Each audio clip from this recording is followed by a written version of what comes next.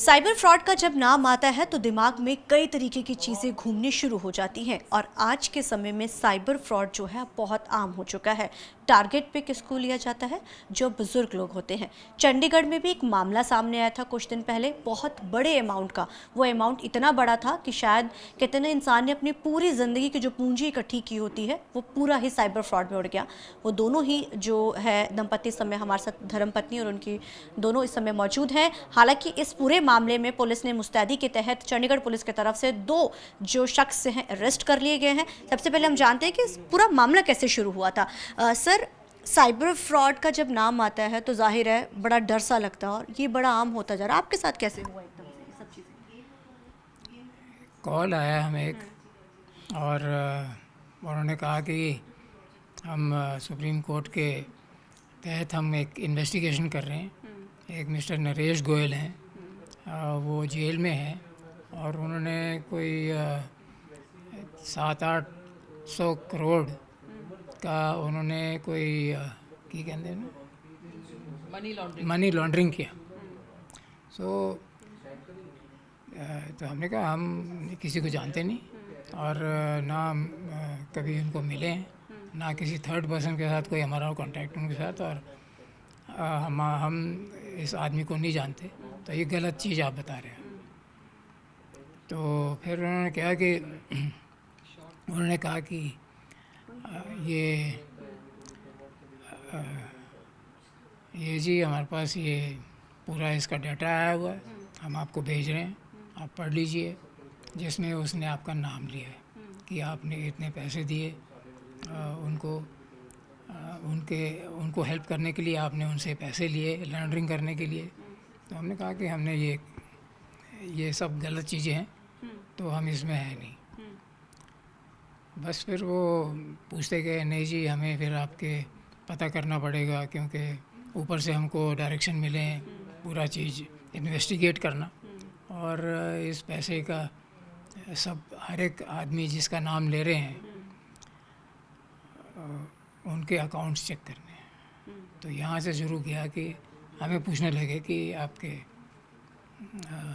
कितना पैसा है, इन्वेस्टिगेट करने लगे जैसे कि कोई गवर्नमेंट एजेंसी होती है, जबकि है नहीं थे, वो थे बदमाश।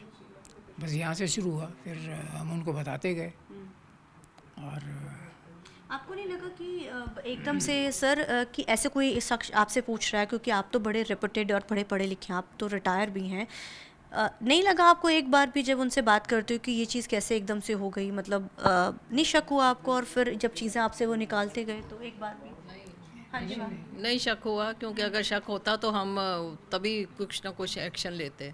हमें लगा कि सब कुछ रियल है, इसलिए हम उन्होंने डराया बहुत हुआ था कि आपको अगर किसी को बताओगे तो आपको मार दिया जाएगा, आपकी पूरी फैमिली को मार दिया जाएगा। अच्छा, तो मैम ये कितने दिन तक चला ऐसे? आप लोगों को कितने कॉल्स आते थे दिन में जब आप लोगों ने, अगर आप बताते नहीं थे? ये डिजिटल अरेस्ट मतलब फ़ोन पर ही सब चीज़ें हुई? हाँ जी, सब कुछ फ़ोन पर था। फ़ोन 24 घंटे हमारा ऑन रहता था, वो बंद नहीं करने देते थे। बंद नहीं करना, किसी से मिलना नहीं है, और अगर कोई और बात किसी का फ़ोन आ गया, पूछते थे किसका फ़ोन आया, क्यों है, तो बाहर भी नहीं जाना घर से।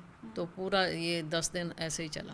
तो आपको नहीं लगा एक बार भी मैम कि मुझे पुलिस वालों को बताना चाहिए या परिवार का कोई शख्स को बताना चाहिए, क्योंकि आपके घर में आपके बच्चे भी तो होंगे? उन्होंने कहा था कि ये टॉप सीक्रेट इन्वेस्टिगेशन गवर्नमेंट के ही बिहाफ पे हम कर रहे हैं।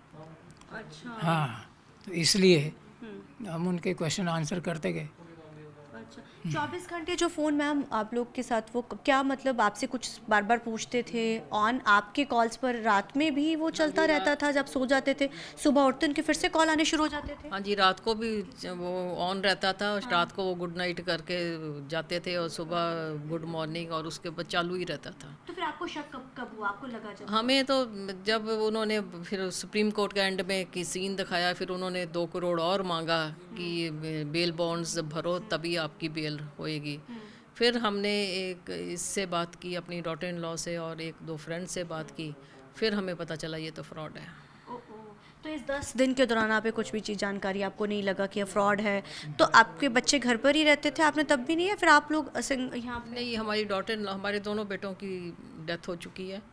We lost both our sons, ये डॉटर इन लॉ हमारे साथ रहती है। ये सुबह 5:30 चली जाती है, स्कूल में जॉब करती है, और शाम को ये 4 बजे आती है।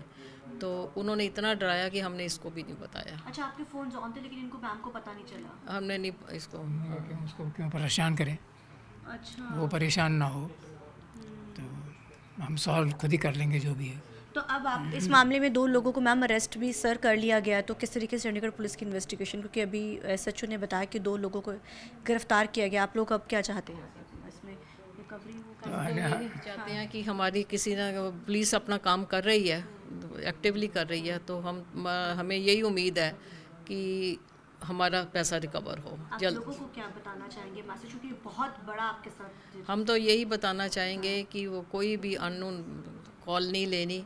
अगर तुम्हें कहीं शक पड़ता है तो पुलिस को कांटेक्ट किया जाए। Thank you so much ma'am, thank you. तो ये थे हमारे साथ जिनके साथ ये डिजिटल अरेस्ट चंडीगढ़ में होती है। और सर, आप कर्नल रिटायर हैं ना? हाँ मैम, सर कर्नल रिटायर। अब आप सोचिए, इतने बड़े जो पढ़े लिखे शख्स जो रिटायर हैं उनके साथ डिजिटल, और 24 घंटे फ़ोन ऑन रखा गया। हालांकि इस पूरे मामले में 2 शख्स को अरेस्ट कर लिया गया है। अब आगे की इन्वेस्टिगेशन जो है इस मामले में जारी है, क्योंकि अब उसको रिमांड पर जो है कोर्ट में पेश करके रिमांड पर भेजा जाएगा। और रिकवरी की जो है मांग, क्योंकि सबसे बड़ा फ्रॉड चंडीगढ़ में ये जो है इस समय सामने निकल कर आया है। कैमरामैन अलचिंदे के साथ चंडीगढ़ से TV9 के लिए अमनप्रीत कौर।